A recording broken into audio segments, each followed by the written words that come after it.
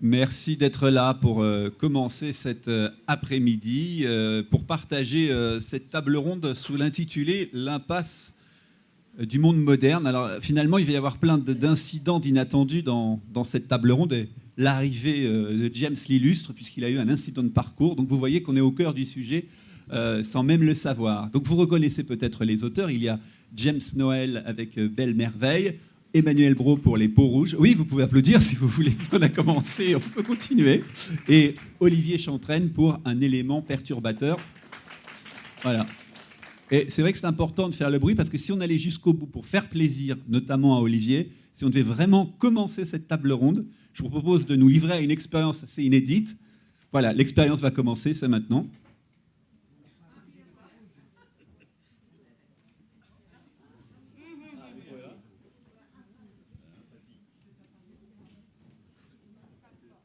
Vous voyez, le silence est quand même déstabilisant et il est au cœur d'un des romans. C'était la petite expérience comme ça, vous vous en souviendrez. Hein, c'est toujours cet élément perturbateur. Alors justement, Olivier Chantrenne, dans Un élément perturbateur, vous nous menez dans le monde du travail.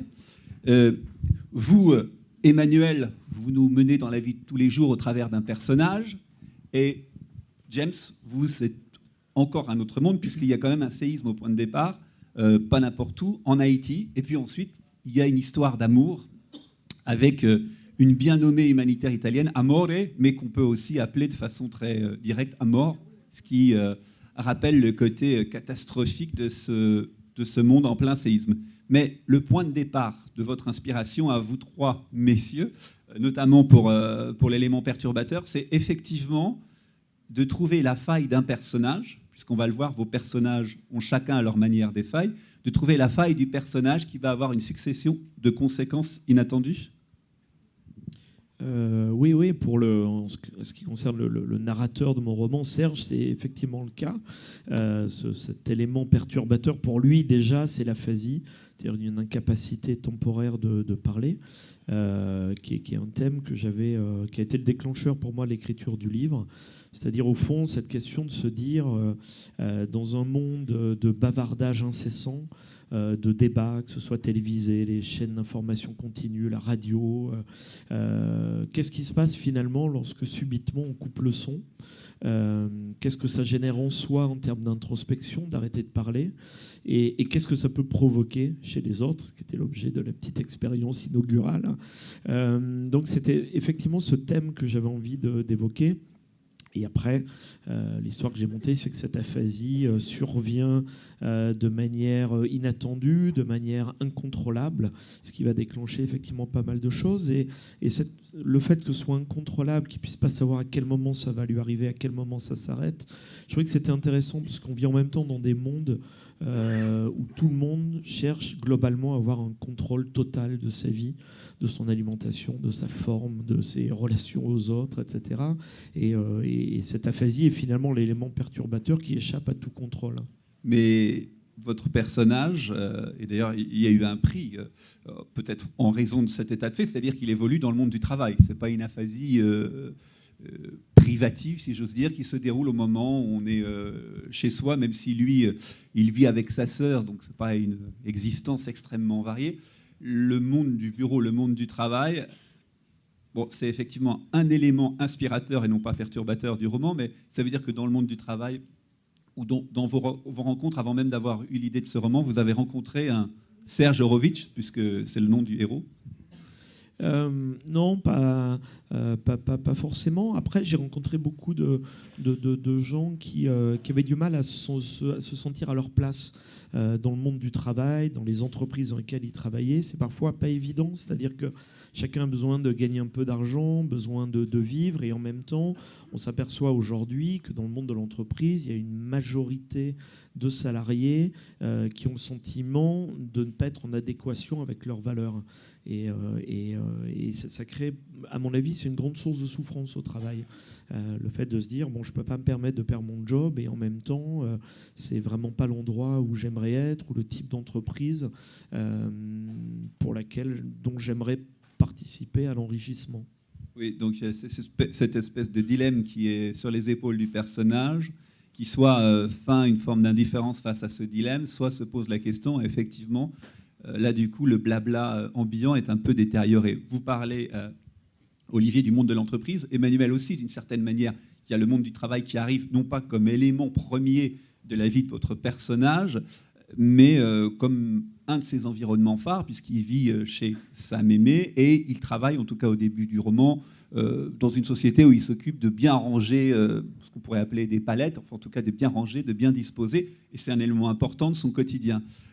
Cela dit, vous rajoutez une autre dimension. Vous, votre personnage, il a une détestation vraiment évidente et très forte des rouges. Qui sont les rouges? Alors ça, c'est une grave question, mais vous n'avez pas eu peur au départ en parlant de ce sujet, puisque dans cette société de blabla relativement consensuelle, d'être mal compris en prenant ce personnage qui est somme toute le héros de votre livre, même s'il n'aime pas les rouges et ça va avoir de multiples conséquences. Est-ce qu'à un moment, un questionnement, on se dit, est-ce que je peux raconter cette histoire? Est-ce que je peux aller jusque-là? Tant finalement, ces sujets sont sensibles. Et bien vite, on fera sauter cette illustration du rouge en la remplaçant par telle ou telle minorité, telle ou telle population. Donc il y a eu ce dilemme, vous n'y avez pas du tout pensé, vous êtes parti au fil de la plume. Il y a eu ce dilemme, oui. Oui, au début, je me suis demandé ce que je faisais. Le racisme n'était pas forcément mon sujet de prédilection. J'étais pas spécialement investi dans l'antiracisme et pas investi sur ces sujets-là particulièrement. Donc je suis parti un petit peu sur ce sujet parce qu'on en parle tous les jours, d'une manière ou d'une autre, le racisme, soit par des déclarations racistes, dans notre quotidien ou même public, soit parce que les associations antiracistes sont très investies, font énormément d'actions, énormément de pédagogie. Donc c'est un sujet dont on parle et je voulais en faire, ça me paraissait intéressant d'en faire un matériau. Et donc j'ai commencé ce roman avec un premier chapitre qui est quand même assez violent, qui est le plus violent du livre. Et là, j'ai eu peur, oui. Je me suis demandé ce que je faisais, je me suis demandé qui j'étais. Je me suis demandé si je n'étais pas un raciste qui ne s'était jamais rendu compte qu'il était raciste. Qui s'ignorait et qui en venait... Qui s'ignorait. Et je m'en suis sorti simplement par l'humour. Je crois que c'est comme ça que j'ai pu finir ce livre. J'ai décidé de m'amuser parce que sur le racisme, il y a quand même beaucoup de choses qui sont faites très doctement et très gravement.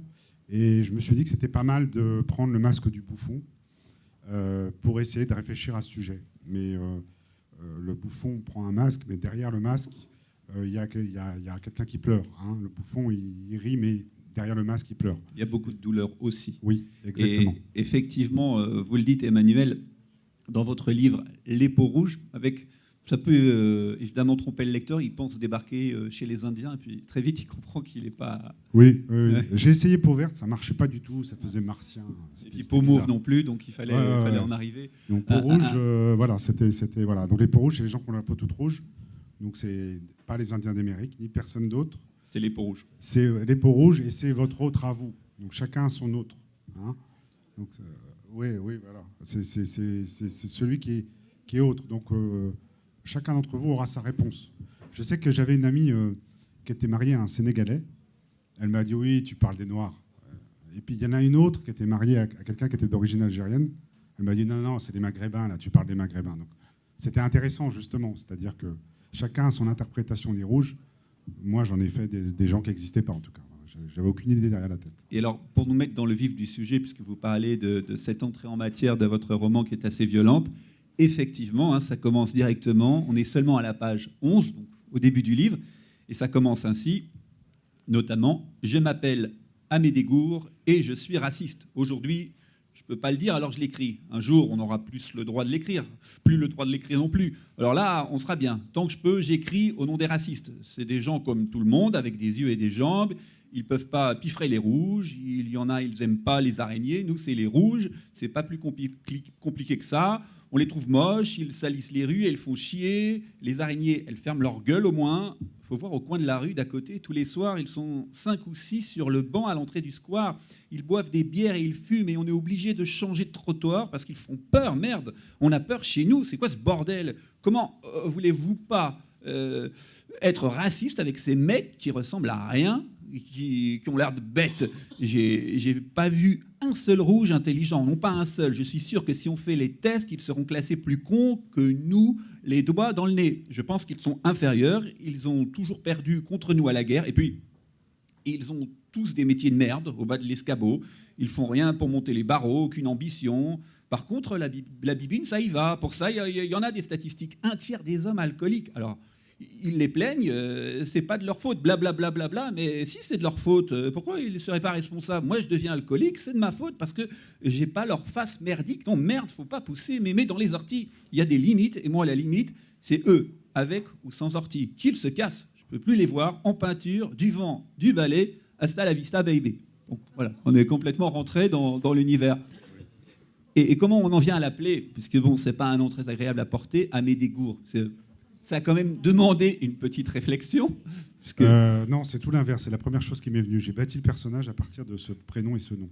Vous savez pas comment il est venu. C'est l'élément mystérieux. Oui, c'est l'élément mystérieux. J'ai trouvé ça magnifique. Amédée Gour, ça sonne, c'est beau, il y a une musique. Et alors Gour, c'est les doigts gourds pour moi. Hein. Les doigts des personnes âgées, vous savez, qui ne peuvent pas saisir, qui sont un peu maladroites. Voilà, mais c'est venu comme ça. Et Amédée s'est construit avec ce prénom et ce nom. J'ai construit vraiment à partir de ça. Et ce langage aussi un petit peu familier, imagé, un peu beaucoup familier, imagé, est venu après ce nom et ce prénom. C'est vraiment la première chose, presque la première chose qui m'est venue en écrivant ce roman. Alors là, on voit finalement les trajectoires communes de vos trois romans, parce que on pourrait parler d'impasse du monde moderne peut-être, mais aussi en fait de façon que vous avez, vous, auteur, de détourner les tabous, d'oser. Vous, Olivier, vous osez nous attaquer au tabou du silence, puisque le silence est un vrai problème. On voit bien que dès qu'on fait 10 secondes de silence, on ne sait plus où on est. Vous, Emmanuel, vous nous parlez du racisme. Et vous, James, vous osez un roman qui va jusqu'à parler de sexualité dans un contexte qu'on estime immédiatement catastrophique, et pour cause, c'est un tremblement de terre en Haïti. On pose des jalons, on a notre vision à des milliers et des milliers de kilomètres ici depuis Paris. On se dit, on ne peut pas écrire n'importe quoi, on ne peut pas oser jusqu'à parler d'histoires d'amour en plein tremblement de terre, ni même aller jusqu'à finalement se moquer avec plus ou moins de bienveillance parfois des humanitaires qui se retrouvent eux-mêmes perdus ou parfois ne pensant qu'à eux-mêmes. Est-ce que vous avez eu, vous aussi, à votre manière, pas une forme d'autocensure, mais de dilemme aussi, de se dire bon, est-ce que je vais aller écrire avec un roman qui va prendre cette forme sur un sujet grave, qui tue, qui entraîne la misère, qui relaie des images d'actualité extrêmement catastrophiques?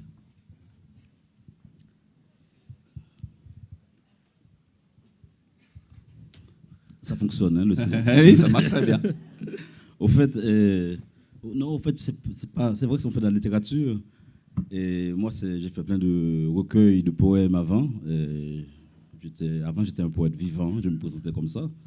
Et ce livre est une nécessité, répond à une nécessité intérieure, une injonction, non seulement du sol, mais en même temps de dedans. Parce que j'ai pris, c'est même, ouais, je sais que c'est il y a eu ce tremblement de terre, 300 000 morts, et vraiment une catastrophe sans précédent et que j'ai vécu.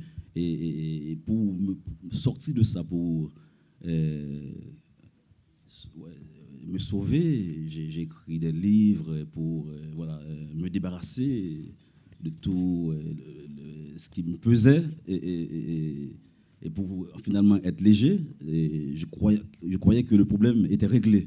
J'ai écrit un livre, un an après le séisme, qui s'appelle Kana Sutra, une façon de prendre position philosophique, des positions philosophiques et poétiques sur le drame. Je l'ai écrit en Nouvelle-Calédonie, j'ai eu cette distance-là. J'ai fait un livre avec ma compagne Pascal Monet, La fleur de Guernica, sur le tremblement de terre, voilà, pour me débarrasser du problème. Sauf qu'il y avait encore cette envie, ce besoin de continuer pour résoudre cette équation que je n'arrivais pas à comprendre. Et donc j'écris Belle Merveille, et c'est la première fois que je sombre à proprement parler dans la prose, parce que je faisais des poèmes avant. Et là, je me dis, bon, je vais faire quelque chose, et voilà, ça me dérange, mais pour moi c'est ça, c'est-à-dire, c'est pas un sujet dans le sens littéraire du terme, de genre on trouve un beau sujet pour faire la rentrée littéraire. Le filon. Le tremblement de terre, et je dis bon, on va prendre le tremblement de terre, l'arrivée en masse des ONG, les oiseaux prédateurs qui sont arrivés en masse, mais le mot prédateur est faible. Et l'introduction du choléra en Haïti apportée justement par les casques bleus des Nations Unies. Et puis, il y a l'amour, justement. L'amour n'est pas antinomique de séisme, parce que quand on fait l'amour, on reste dans le tremblement. Donc, du coup, tout ça, ça devient intéressant pour constituer la toile d'araignée. Et il y a l'expression haïtienne, belle merveille. C'est une expression qu'on utilise couramment et qui veut dire incroyable, mais vrai. Et ça traduit à la fois le grandiose, et ça traduit quelque chose aussi de négatif, de terrible, d'atroce. Donc c'est ambivalent. Et belle merveille, c'est ça. Voilà, j'ai mis dans un mixeur plusieurs catastrophes pour essayer de proposer des feux d'artifice dans le ciel des idées avec des personnages comme Amoré, cette napolitaine de haut vol, cette belle tigresse de Frangipane, justement, qui sort avec Bernard, un haïtien qui a survécu au drame. Amoré a l'avantage, justement, parce que dans ce roman, je voulais prendre aussi le point G des ONG, mais Amoré faisait partie d'une ONG avant le tremblement de terre. Et les deux, voilà, qui ont fait une rencontre en plein drame, en plein tremblement de sol, de terre, parce que c'est un roman musical, do, ré, mi, fa, sol, parce que c'est la musique du séisme, c'est quelque chose d'une beauté mais infinie. Et donc ces deux-là, justement, voilà, ils parlent de tout, et dans leur colère, dans leur folie, et puis ils font l'amour. Donc c'est un peu tout ça, c'est comme dans la vie. Alors, c'est comme dans la vie, et puis c'est comme finalement une mélodie, parce que chacun de vos romans a une musique particulière, et c'est normal puisque ça va accompagner finalement des choses plus ou moins extraordinaires, mais qui restent inattendues.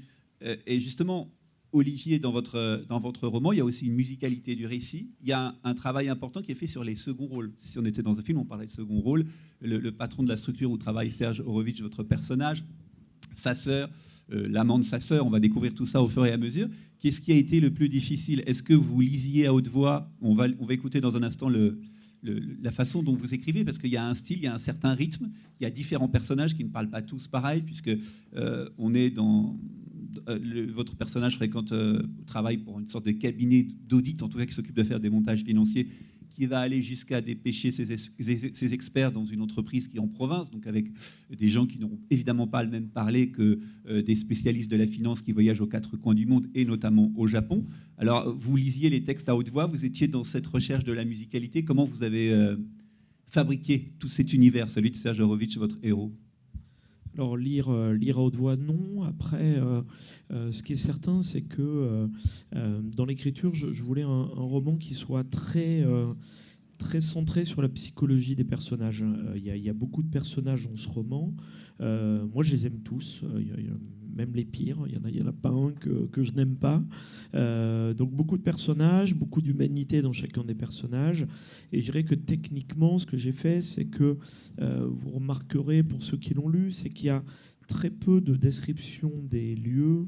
On parle très peu du temps qu'il fait. On ne sait pas vraiment... on sait vaguement la saison, etc. Mais j'ai essayé de débarrasser le roman de tous ces éléments, du décor, du décor, du temps, des lieux, pour qu'on soit vraiment dans la tête des personnages et qu'on soit vraiment centré sur la psychologie de chacun d'eux. Et je crois que c'est probablement ce qui m'a permis de faire exister fortement chacun des personnages, y compris ceux qui apparaissaient un peu moins souvent. Vous parlez des personnages, pour ceux qui ont lu le livre ou ceux qui le découvriront, la question mystère. Il n'y a pas eu d'influence d'un candidat à la présidence de la République qui est devenu président de la République aujourd'hui. C'est le drame de ma vie, c'est-à-dire je sais que personne ne me croira jamais, sauf mon épouse, qui est la seule à pouvoir attester. C'est votre épouse. Seule à pouvoir attester qu'effectivement j'avais fini l'écriture de mon manuscrit à un moment où Emmanuel M n'était pas encore candidat à l'élection présidentielle. Bon, après, ce qui m'intéressait dans le personnage de François, le frère qui est ministre et qui va trahir son président pour se présenter à sa place, ce qui m'intéressait, c'était la trahison en fait. Et finalement, la trahison politique, c'est pas très original, en fait. Mais en l'occurrence, je pensais presque plus à l'ironie qui avait accompagné la trahison de Balladur vis-à-vis de Chirac. Voilà, ce type qui n'était pas du tout destiné à se présenter à la présidentielle, qui était Premier ministre, mais qui était un peu un second couteau par rapport au vieux lion de la politique. Et puis, il trahit Chirac, il est archi-favori, et puis finalement, tout s'écroule en quelques semaines. Donc ce qui m'intéressait, c'était pour le personnage de François, c'était qu'il incarne une forme de trahison. Et vous saviez où vous alliez avec votre histoire? Puisque finalement, on a bien compris qu'il y a le contexte de départ. Il y a Serge qui souffre d'une aphasie, qui est un personnage particulier, qui vit chez sa sœur, qui n'est pas un amoureux de la vie en société, on va dire, pour résumer, c'est un euphémisme. Ça lui fait très peur. Oui, et ça lui fait très peur. Il y a ce contexte professionnel.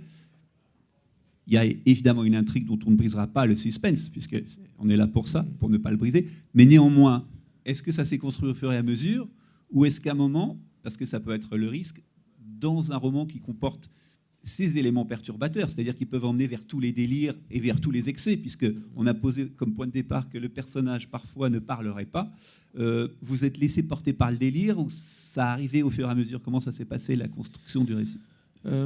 C'était un mélange des deux, c'est-à-dire que d'un côté, j'avais en tête la trajectoire de Serge, le personnage principal, cette trajectoire d'un type qui finalement est prisonnier de ses névroses, de ses phobies, qui sont évidemment, comme pour chacun d'entre nous, issues de l'enfance. C'est quelque chose, moi, qui me fascine, de voir à quel point même les enfances heureuses génèrent autant de névroses et de traumatismes, peut-être moins visibles que des enfances moins heureuses. Et donc la trajectoire de ce personnage qui s'est construit une bulle complètement absurde, qui lui permet de composer avec ses phobies.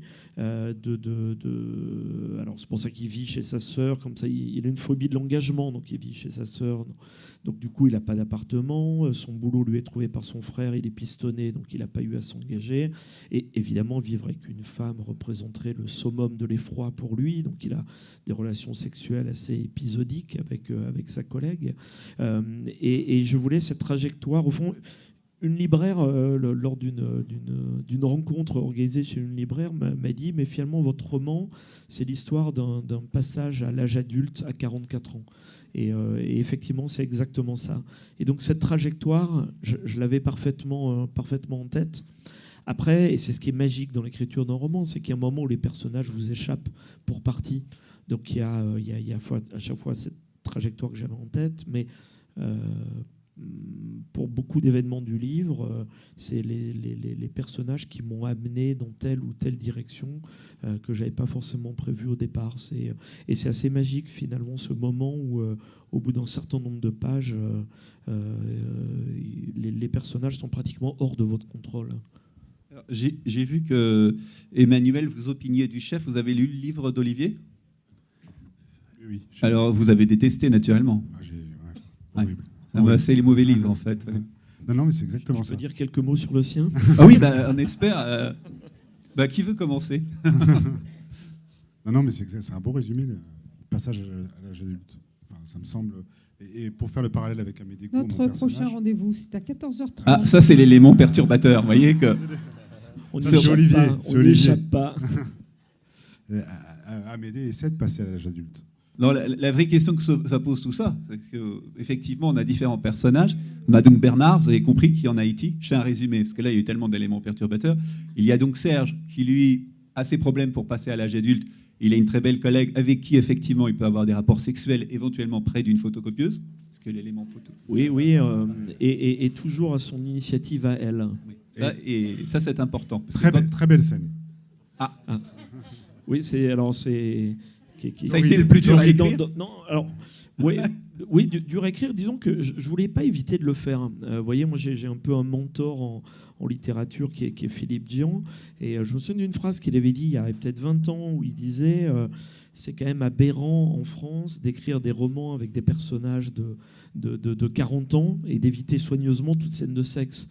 C'est-à-dire, c'est compliqué de faire comme si le sexe n'existait pas pour des gens de 40 ans. Donc, je me suis dit, c'est quelque chose qu'il faut affronter. C'est pas facile à écrire, mais en tout cas, je trouve que ça aurait été très lâche de ne pas affronter ça. Donc, j'ai voulu, du coup, des scènes de sexe assez crues, telles que ça peut l'être dans la vie. Comme on dit aujourd'hui. Voilà, exactement, vrai. Alors, James aussi, vous aimez bien décrire des scènes d'amour. Ça n'a pas été trop dur à écrire parce qu'elles sont aussi relativement explicites quand même dans le livre. Ah, il faut leur dire quand même, Claude. C'est un élément masturbateur. Ouais. Bon, mais scène culte, c'est pas seulement le sexe, hein, c'est tout. C'est tout, bien sûr. Mais ça n'a pas particulièrement été difficile à écrire. Non, au contraire. Moi, je pense que ce qui m'a sauvé dans l'écriture de ce livre, c'est justement, c'est pas comme l'Eros. C'est pas l'Eros comme prétexte, mais en même temps, comme ça existait. Parce que ce qu'on oublie, justement, quand il y a une catastrophe, et pas que. D'ailleurs, le 12 janvier en Haïti, c'est pas que le tremblement de terre, pas que des morts. Mais ce que ça fait quand il y a des grandes catastrophes, c'est que on devient, c'est tous nos sens qui sont exaltés, on voit tout, on perçoit tout, et puis on a envie de vivre davantage. La vie devient plus tangible, ça devient tout devient plus fort, et on a envie de manger, on a un appétit d'ogre, on a envie de baiser, on a envie de prendre l'autre dans ses bras, on veut dévorer la vie. Et quand il y a voilà, j'imagine par exemple quand il y avait Charlie Hebdo, ce grand moment de solidarité, parce que c'est poétique, c'est tout ça. Mais en même temps, à ce moment-là, la beauté devient plus tangible. La petite fleur qu'on voit comme ça, qui était là, cachée au coin du jardin, explose dans sa splendeur. Parce que là, on veut s'accrocher à l'essentiel, à la beauté, aller dans le vif, justement, de la beauté. Et ça, c'est une forme de tremblement, c'est un tremblement intérieur aussi qui réveille en nous les plaques tectoniques. Et paradoxalement, on est dans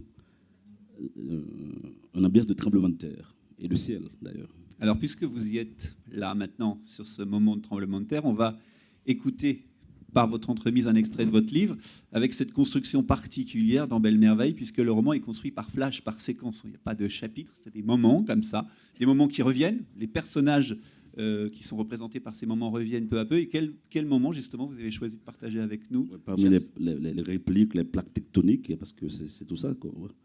C'est une plaque intitulée « Les noms des oiseaux ». Peut-être que je n'aurais rien su si je n'avais pas rencontré Amore, ma petite fée napolitaine, ma belle tigresse de frangipane. J'aurais continué peut-être à écrire des poèmes en vers libre, dans les rues cabossées de la ville. Peut-être au caleur qu'il est, mes os ne seraient bons, même à faire de la poussière. Ce qui me serait resté se trouverait peut-être dans une de ces fosses communes ayant reçu les petits Mozart de la cité. Chaque fois que je raconte cette histoire à quelqu'un qui n'est pas du pays, à un étranger comme on dit, il prend toujours soin de me rappeler que même si vous avez failli finir dans une fosse commune, ça ne fait pas de vous un petit Mozart. Admettons tout de même que je ne suis pas un petit Mozart, que tous les morts ne sont pas des petits Mozart. Je ne comprends pas le jugement hâtif ni l'impolitesse brute devant ma condition humaine en pointillé. Je ne comprends surtout pas le silence non observé au bord de ma fosse commune et de mon histoire hypothétique de petit Mozart. Bref, les secouristes au long cours, les étrangers comme on dit, me ramènent toujours à ma condition d'ombre perdue, comme quoi je ne peux pas rêver de ma chanson ni donner muscle à ma petite musique intérieure. À l'heure qu'il est, je me demande ce que je serais devenu sans ma rencontre avec Amore. C'est elle l'étrangère qui a travaillé comme bénévole pour différentes structures humanitaires. Elle, l'expat avant la lettre, qui est passée en papillon de la rose des champs à la fleur vénéneuse de la ville cabossée. C'est Amore, elle qui n'est pas du pays, elle l'étrangère, qui m'a permis de me familiariser avec ce qui reste de mon pays. Elle qui m'a aidé à m'intégrer au cœur de la dislocation, au mi-temps du grand chaos, au milieu du grand bordel du siècle, où tout le monde encule tout le monde. Les nationaux des nationaux, des internationaux des nationaux, et les internationaux, des ultranationaux. Amoré m'a fait rencontrer les séraphins. Amoré m'a fait toucher le sexe des anges. Amoré m'a fait monter, voler au plus haut de l'échelle. Elle m'a fait toucher le point G des ONG. Sous l'aile d'Amoré, j'ai rencontré des colombes, des condors, des malfinis, des tourterelles, des aigles, des urubus, des pipirites, des corbeaux qui circulent, qui discutent fromage au bec. J'ai rencontré des charognards parfumés, des pans qui font la roue. J'ai rencontré des pintades, des loups-garous, sans compter les canards sauvages prêts à passer à la casserole ou à la casse. Amoré m'a fait rencontrer des perruches, des jacos verts galants, que sais-je. Le petit Bernard n'est pas un dictionnaire des animaux. Ne m'en demande pas plus. On ne peut pas vivre dans un pays complètement déplumé et connaître à la fois tous les noms des oiseaux.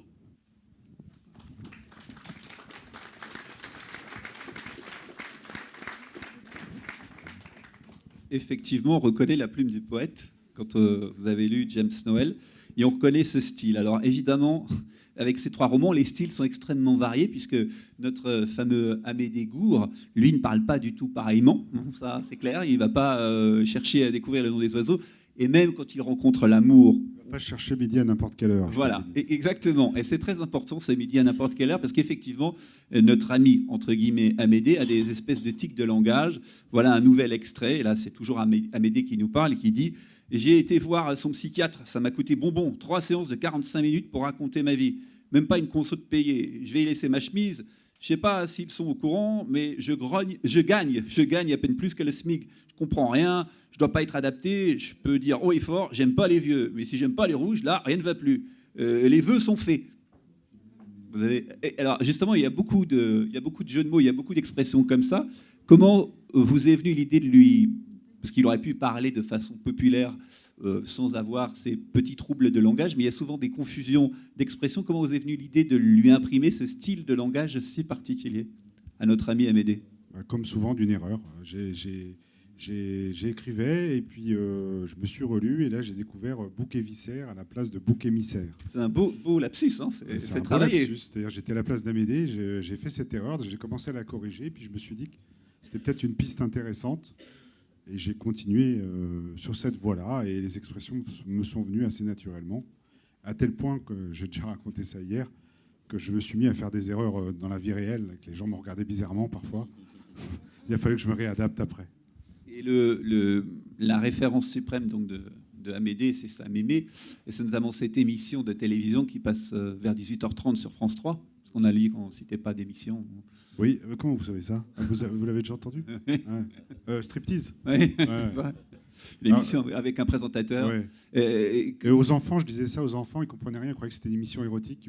Évidemment, ils avaient 16 ans, ils n'avaient pas vu, ils ne connaissaient pas Striptease. Ah oui, parce que vous avez eu le dialogue avec... Jeudi et vendredi, on a vu des... Et ils avaient réussi à identifier le question pour un champion, entre guillemets, dont vous parliez? Tiens, on n'en a pas parlé. Je ne sais pas, tiens, j'aurais dû leur demander. Oui. Ouais, mais parce que cet élément, il devient assez important dans le roman, parce qu'il est un rituel. Oui.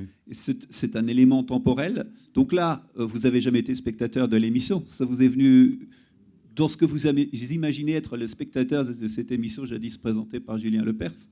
Oui, bah, j'ai déjà regardé cette émission quand même. Ça fait très longtemps qu'elle existe. C'est plus Julien Lepers, je crois. Non, c'est Samuel Etienne. Ouais. Oui, c'est quelque chose qui m'a marqué. Ma grand-mère le regardait. Et je trouve que c'est une émission aussi pour tous les âges, mais j'ai l'impression que les gens un peu plus âgés la regardent peut-être un petit peu plus. C'est peut-être une idée arrêtée. Je suis au moment où je parle, je me dis que c'est peut-être une idée arrêtée. En tout cas, je voyais bien Mémé regarder cette émission donc, qui s'appelle Question pour un champion, et que Amédée dit c'est question pour un gros con, il se moque d'elle, gentiment, parce que c'est une relation très belle qu'il a avec sa Mémé dont il s'occupe. Il a été recueilli par sa Mémé quand il avait 6 ans. Sa maman l'a laissé. Et il a une relation très forte avec sa mémé. Ça me paraissait important d'insister sur cet aspect parce que j'avais pas envie de peindre qu'un salaud. Tous les salauds ont des bons côtés. Et Amédée, qui n'est pas un salaud d'ailleurs, qui est plus un pauvre type, voilà, ou un brave, un égaré, voilà, un égaré. Il est raciste, il peut être très très violent, et en même temps, il s'occupe de sa mémé qu'il aime beaucoup. Et là, c'est le bon Amédée. C'est l'Amédée qu'on aime. Et voilà, on finit par bien l'aimer, Amédée, ce qui nous gêne, hein, parce que à la fois, il y a cette haine, Et puis il y a cet amour et on est un peu gêné. On se dit je l'aime bien, mais c'est bizarre, pourquoi je l'aime bien alors qu'il est par certains aspects détestable. Il est lui-même un gros... Voilà. Oui. Voilà. D'ailleurs, comme il y a des réactions, on entend, et c'est tant mieux d'ailleurs, parmi vous qui nous faites l'amitié d'être là aujourd'hui, si vous avez des questions à poser, profitez-en, puisque c'est le moment ou jamais, ce sera Oui, l'élément sûr. interrogateur. Bien sûr. Et Olivier nous disait tout à l'heure que vous aviez fait attention, fait attention, il y a la description poétique de James Noël, vous aviez limité en quelque sorte la description de certains lieux, et vous, Emmanuel, par rapport à la description, parce qu'il y a des moments où c'est décrit, il y a des moments, est-ce que c'était un élément, on aura décidément beaucoup cette expression en tête aujourd'hui, un élément qui était déstabilisant pour savoir jusqu'où vous alliez décrire, puisque Amédée, il va passer par différents endroits, il ne va pas avoir que son premier travail, il va connaître plein de lieux qu'il ne connaissait pas avant. On va être dans ses yeux et dans son regard quand il découvre, par exemple, des lieux d'incarcération, etc., etc. Comment vous... Je voulais faire une expérience de chimiste. En fait, Amédée, c'est quelqu'un qui est raciste et qui le dit dès le début. Ça, c'est assez rare quand même quand on y pense. En général, on dit je suis pas raciste, mais oui. et mettez ce que vous voulez après. Donc là, je me suis dit on va presque caricaturer. On va mettre un raciste qui le dit dès le début, pas de débat. Et puis très rapidement m'est apparu l'intérêt de faire une société. Alors je dis hystériquement antiraciste, c'est pas le bon terme. Enfin, je trouve. Il y a des lois contre tout. En fait. Ouais, il y a des lois contre tout. C'est une société qui est très remontée contre le racisme, ce qui est une bonne chose, mais je l'ai poussé à l'excès. Et ça m'intéressait justement d'opposer le raciste avec cette société, puisque Amédée insulte une dame qui traite de rougeaude, donc insulte très grave dans cette société. Et c'est l'histoire de son arrestation et puis de sa tentative de le soigner dans cette société qui est quand même un peu hystérique. Et donc j'ai voulu me déporter de la réalité. Effectivement, on est dans un monde parallèle, il n'y a pas d'indication de lieu. Et cette société est très exagérée par rapport à la nôtre. Donc c'est une manière de réfléchir à notre société, mais en se faisant un pas de côté. Alors, il y a ces réflexions, il y a ces rythmes, il y a cette musicalité. Justement, Olivier, puisqu'on a écouté les ambiances des différents romans, on va plonger dans l'univers de Serge Horowitz. Alors, Horowitz, vous ne l'avez pas choisi en référence à un musicien célèbre. Le nom de famille, c'est... Non, c'est vraiment j'aimais la musicalité de ce nom. Parce que tous vos personnages ont des noms comme ça qui se retiennent. Il y a Krug, il y a... C'est toujours la musicalité qui vous a guidé. Ouais, oui, vraiment. Oui, je veux dire que c'est un peu un mystère pour moi, en fait. Hein. Comme le disait Emmanuel, il y a des prénoms qui s'imposent comme des évidences quand on écrit. Et puis, une fois qu'on l'a trouvé, sans y réfléchir beaucoup, il paraît impossible on a l'impression qu'on n'aurait pas pu écrire ce roman avec d'autres prénoms à la place de ceux qui nous sont apparus. Alors là, vous nous présentez, vous faites partager quel extrait, quel moment du roman?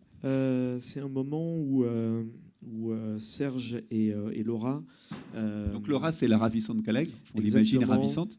Suite à une succession de bourdes commises par Serge et dans lesquelles malheureusement il entraîne Laura, ils se retrouvent un peu punis par leur employeur qui les envoie dans le sud, dans cette petite boîte. Dans le sud de la France, cette petite boîte qui est plutôt du côté de la boisson au niveau du secteur économique. J'ai commencé à comprendre un peu à quoi pouvait ressembler son plan pour faciliter notre intégration dans le tissu économique local, quand Laura est sortie de la guérite du loueur de véhicules en me fusillant du regard, avec à la main les clés d'une Dacia Sandero couleur bleu gendarmerie. Au volant de ce véhicule improbable, nous avions l'air de deux agents de la Stasi partis enquêter sur les petites routes de l'Allemagne de l'Est. J'ai proposé à Laura de délaisser l'autoroute pour les nationales, mais n'ai obtenu en guise de réponse qu'un étrange rire sarcastique. J'en ai déduit que ce n'était pas une bonne idée et je suis resté sur l'autoroute. Jusqu'à, disons, 105 km/h, à condition de faire abstraction de l'habitacle, on pourrait s'imaginer dans une voiture normale. Au-delà, ça se gâte nettement. Vers 110, on a l'impression que quelqu'un est en train de moudre une grande quantité de grains de café avec un moulin électrique juste en dessous de nos pieds. Un cran plus loin, se produit un phénomène étrange. Le pied s'enfonce dans la pédale d'accélérateur aussi profondément qu'un marteau-piqueur dans du sable, mais bizarrement, rien ne se passe. Le moteur ronfle de plus belle, mais l'aiguille du cadran de vitesse demeure invariablement stable. Le fond sonore est assourdissant. Quand on s'aventure sur la file du milieu, des véhicules bien plus puissants, type Renault Clio, nous doublent de part et d'autre de la route comme sur un circuit TCR, puis nous dépassent aussi impitoyablement que Miguel Indurain lâchait les autres coureurs à l'approche de l'Alpe d'Huez du temps de sa domination écrasante gorgée de PO.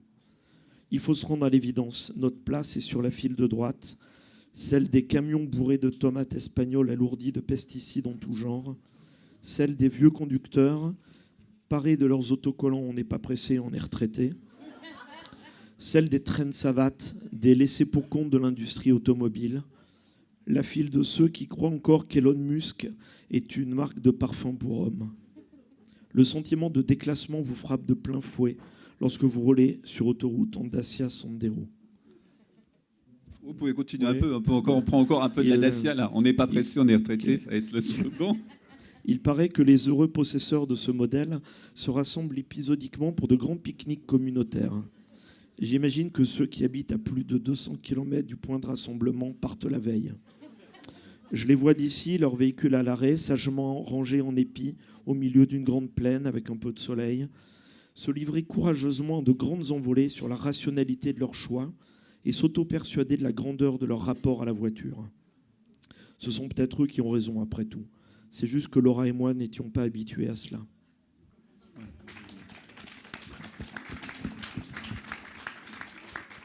Il n'y a pas de concessionnaire qui sponsorise la lecture, mais ça aurait pu, compte tenu des vocations automobiles. Oui, bizarrement, on m'a pas offert de voiture. Mais quand vous sculptez les comparaisons de votre personnage, les comparaisons, elles viennent naturellement, ou il y a des éléments autobiographiques dont vous vous vengez finalement pour avoir été la victime de Dacia Sandero ou d'autres petits tracas de la vie quotidienne, et puis on se venge à travers la prose. Non, vers la fin de ce passage, j'avais un peu honte de ce que j'avais écrit. Et s'il y a bien quelque chose que je déteste, c'est l'humiliation. Et c'est pour ça que vraiment j'ai voulu lire l'extrait jusqu'au bout, parce qu'à la fin, quand même, Serge se dit, c'est peut-être eux qui ont raison après tout. C'est-à-dire qu'au fond, il a conscience que il ressent un profond sentiment de déclassement, mais il se moque gentiment d'eux. Mais en même temps, il y a une part de lui, la part probablement la plus noble de lui, qui se dit qu'après tout, c'est peut-être eux qui ont raison. Oui, bien sûr. Et vous avez lu le mauvais roman d'Emmanuel? Vous avez eu le temps de le lire? J'ai adoré. Vraiment, si moi le terme qui me vient immédiatement à l'esprit, c'est puissant. J'ai trouvé. Et là, on est sérieux, parce que malheureusement, parfois le mot est galvaudé, mais là, vous êtes tout à fait sérieux. J'ai trouvé que son roman était d'une puissance incroyable. Et tout comme j'étais ébahi par la lecture de James, dont j'espère que je ne serai pas le seul à me précipiter en sortant pour acheter Belle Merveille. Mais oui, j'ai trouvé le roman d'Emmanuel très puissant, très dérangeant. Et notamment ce qu'il évoquait tout à l'heure. Je trouve ce qui est incroyablement fort dans cette histoire, c'est que personne ne peut se résumer à un monstre. C'est-à-dire que c'est à la fois quelqu'un qui tient des propos horribles, mais peut-être que ces propos sont la conséquence de certaines choses qu'il a pu avoir dans son enfance, du milieu dans lequel il a grandi, etc. Et en même temps, il peut à la fois se révéler être un horrible personnage, et on ne peut qu'être touché par le dévouement avec lequel il s'occupe de sa mémé. Et donc c'est très ambivalent, et donc c'est d'autant plus ambivalent que c'est dérangeant, que c'est donc puissant, et je trouve que ça fait du bien que la littérature nous dérange un peu. Oui, respire un peu, effectivement. Alors finalement, chacun avec votre style, avec votre histoire, vous arrivez à nous faire rentrer de manière inattendue, soit dans un séisme, soit dans le monde du travail, soit dans l'univers d'Amédée, avec des frontières même qui dépassent ce qu'on pressent au départ. Il y a peut-être une question qui se pose à ce moment-là. Finalement, bien sûr, on écrit, c'est une idée qui arrive, mais elle est construite par plein de lectures, par plein de choses. Est-ce qu'il y a des romans comme ça que vous diriez, ils n'ont peut-être pas de lien direct avec ce que vous avez écrit aujourd'hui, mais ils ont peut-être concouru à faire en sorte que vous soyez écrivain ou poète? Est-ce qu'il y a des romans fétiches, des livres comme ça qui ont compté dans la construction, somme toute, de ce que vous êtes, vous tous les trois aujourd'hui, écrivain, poète, inventeur d'histoire? James, est-ce que il y a des lectures comme ça qui ont été des sources d'inspiration peut-être indirectes de Belle Merveille, dont vous nous avez lu un extrait tout à l'heure? Pas du tout, non. Non, c'est venu ex nihilo. Parce que je trouve que si je dis pas du tout, c'est plus génial encore. Parce que si je lisais tous Vous ces êtes dans livres... l'élément perturbateur, en fait. On est resté Parce que- jusqu'au bout. On en parlait tout à l'heure, si je lisais tous ces livres-là, ça veut dire que c'est pas original, mais si, sans même les lire, et puis tu arrives quand même à faire un roman, c'est plus intéressant, je trouve. Hein. Bon, c'est pas mon cas, mais ouais, peut-être dans une prochaine vie, c'est peut-être l'attitude que j'aurai. Mais pour l'instant, ouais, c'est beaucoup de choses qui m'ont fait naître. Et même, par exemple, il ne suffit pas de vivre un tremblement de terre. D'ailleurs, mon roman ne concerne pas le séisme, c'est là comme décor. Et les tremblements sont dans l'air, même ici et partout. Mais pour écrire, il faut se nourrir des nourritures terrestres. Il faut lire, en Haïti, on a cette culture, justement, quand on est écrivain, et je pense partout d'ailleurs, nous sommes des bibliovores, on mange les Les bibliovores, livres. On mange les livres. Et justement, là, dans mon roman, il y a beaucoup de dialogues avec des fantômes, Oui. avec Victor Hugo. Et on les convoque tout le temps, Victor Hugo. Et pour moi, c'est vraiment une table tournante. On fait pas. Alors, Les il y morts aurait et les vivants. Victor Hugo serait une source d'influence, finalement. Et par exemple, il y a vraiment beaucoup de dialogues avec Jacques Roumain, l'écrivain du gouverneur de la Rosée, avec Louis-Ferdinand Céline, avec Aimé Césaire, René Char, Aragon. Ils sont, ouais, il y a Pessoa, il y a tous mes amis, Mackenzie Orsel, il y a vraiment les immortels à l'intérieur de Belle Merveille aussi. Il y a Daniela Ferrière, il y a Franck Etienne, et il y a ma mère, et il y a même le sein maternel. J'allais dire le sein maternel de ma mère, mais il y a tout ça, il y a ma compagne, voilà, il y a Pascal, il y a tous mes amis. C'est un télescopage. C'est vraiment, c'est l'union libre de tous mes amis, des écrivains, des poètes que j'ai lus, et aussi les voix des passants, les connaissances, les rencontres, même analphabètes, quoi. Hein, mais tout ça forme. C'est constitutif. Ouais, Belle Merveille. Mais forme l'écrivain et le corps du créateur. Ouais. quand on vit un tremblement de terre, on ne pense pas rapidement à la littérature. Enfin, je veux dire, il y a un moment où on oublie ces textes, on oublie la littérature, ou est-ce qu'elle s'impose même quand on est face à la catastrophe? S'il y a quand même, comme vous dites, on se nourrit de réalité terrestre, mais il y a la réalité d'une telle catastrophe. Non, il faut oublier la catastrophe, il faut oublier tout ça, parce que moi, c'est pas la catastrophe. Pour moi, Haïti, dans Belle Merveille, c'est le thermomètre pour parler du monde, pour parler de l'humanité. Parce que c'est tout ça. Parce qu'après le séisme, c'est tous les experts, et puis c'est compter toutes les ONG, les humanitaires qui viennent au chevet du malade. Donc on a un décor exceptionnel. Il y a l'humanité, l'échantillon de l'humanité qui est là. Et ce tableau est extraordinaire. C'est ce qui est transmis, c'est ce qui est là dans Belle Merveille. Et donc justement, c'est important pour moi de dire que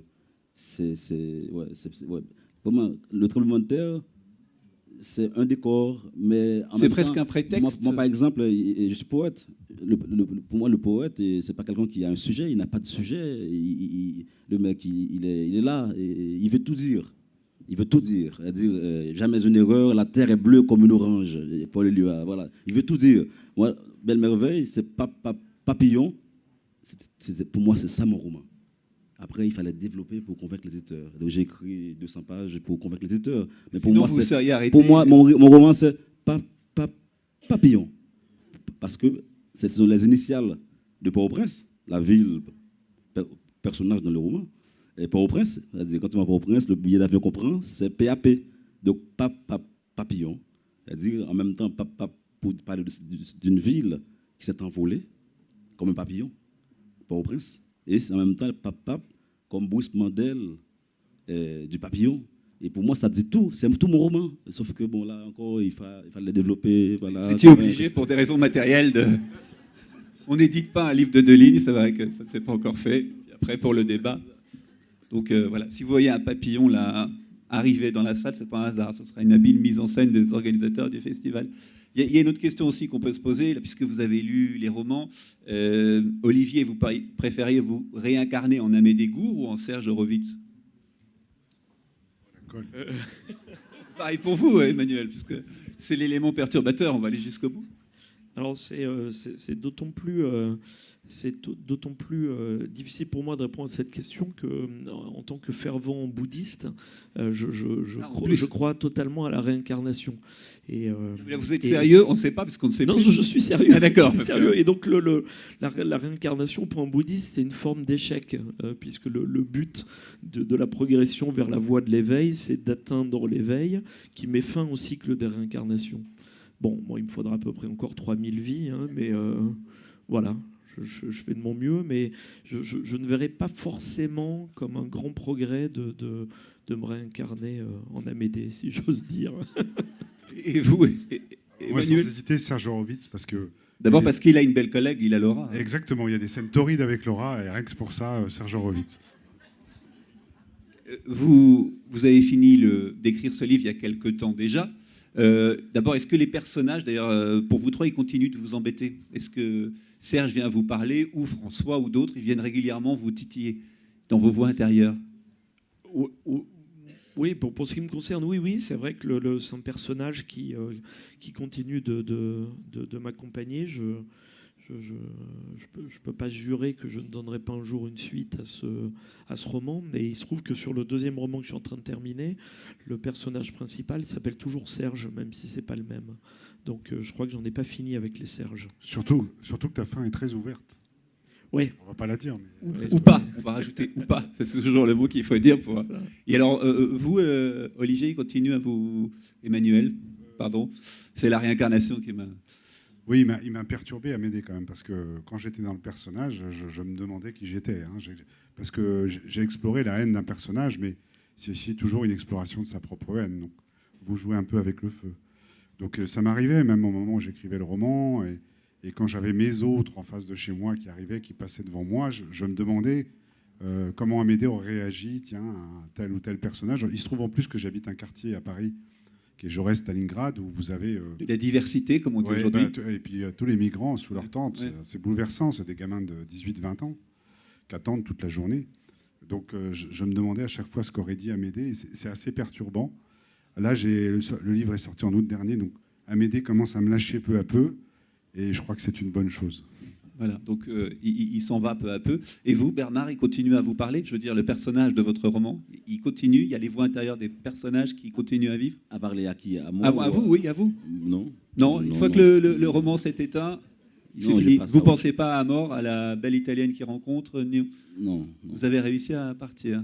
Hein? À partir du roman. Les Non, personnes... c'est pas autobiographique. Oui, mais ils peuvent quand même s'inviter.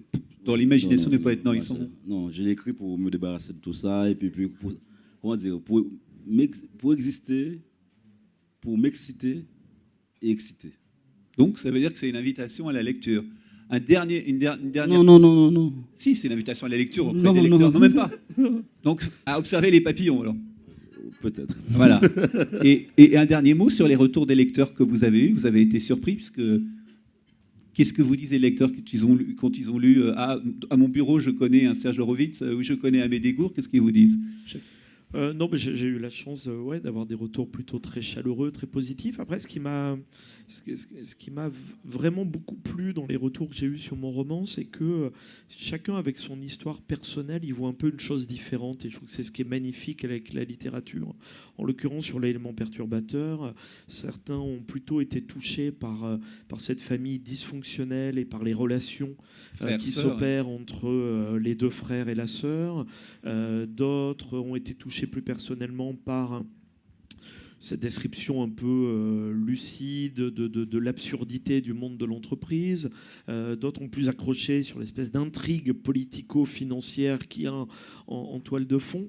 Et moi, j'en conclus que c'est génial et que c'est magique dans la littérature. C'est ça, c'est que au fond, un roman, ça s'écrit seul, mais l'histoire après, on la construit ensemble entre ce que nous on a écrit et ce que projette le lecteur. Ça devient un travail en commun finalement. Emmanuel, vous voulez dire un mot des retours de lecteurs où ils ont été surpris? Connaissent Amédée? Moi, ce qui m'a beaucoup plu, c'est que beaucoup de gens m'ont dit, j'ai refermé le bouquin et j'y ai repensé longtemps. Voilà, ça m'a remué parce que c'est très ambigu. Et cette ambiguïté, je la trouve intéressante. Enfin, voilà. Donc, les gens ne savent pas trop quoi penser et ça les fait réfléchir. Et ça me plaît. Voilà, refermer un livre et y penser encore longtemps, c'est peut-être ça la plus belle conclusion pour vos 3 livres. Et on vous invite aussi à vivre cette expérience, celle du silence et surtout celle de la lecture. Merci à vous.